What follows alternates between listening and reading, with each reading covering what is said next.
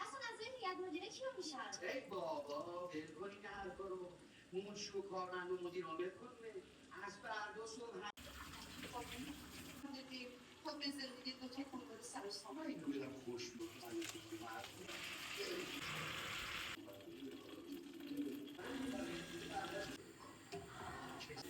چی رو میگن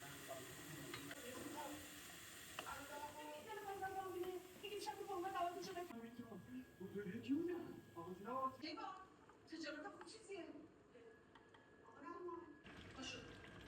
پاشو بیشون در توی با